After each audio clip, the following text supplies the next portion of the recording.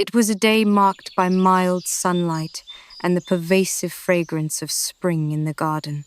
What remains clearest in my memory is not the toy I lost, nor the tears I shed, but the sound of my parents' laughter distinctly louder and far more enduring. My mother's death was more than a mere misfortune.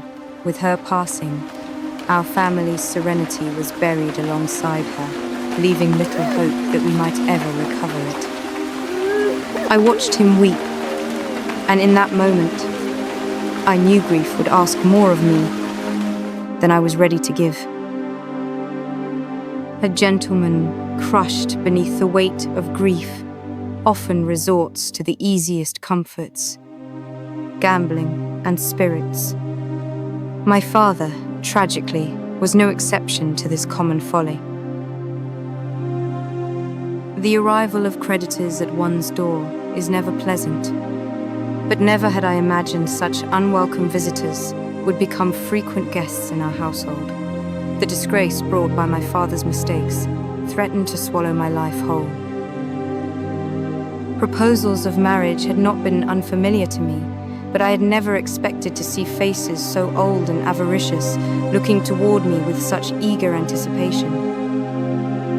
Marriage, sacred as it was, felt disturbingly akin to a cattle auction.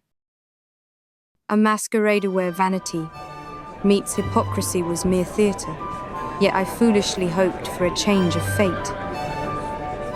Romantic salvation, what a fragile illusion, shattered the instant I crossed the threshold.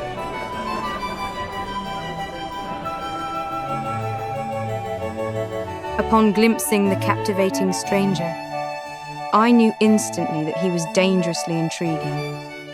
Yet, paradoxically, I found myself unable to avoid his allure.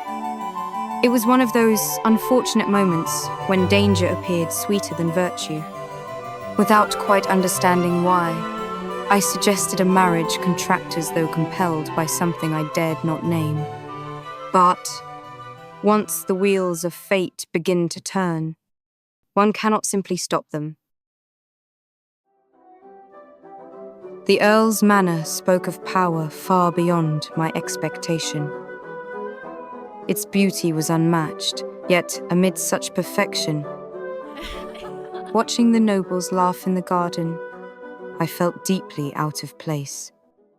Upon entering, I chanced to hear certain things of him.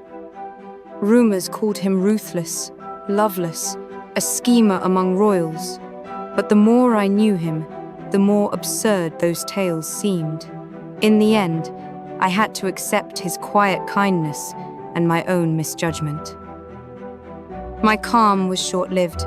For the first time, his polished facade gave way to a quiet but unmistakable jealousy, sparked by the sight of me beside another man. I cannot deny the strange allure of his jealousy. Yet, when he looked at me as if I belonged to him, time itself seemed to stretch.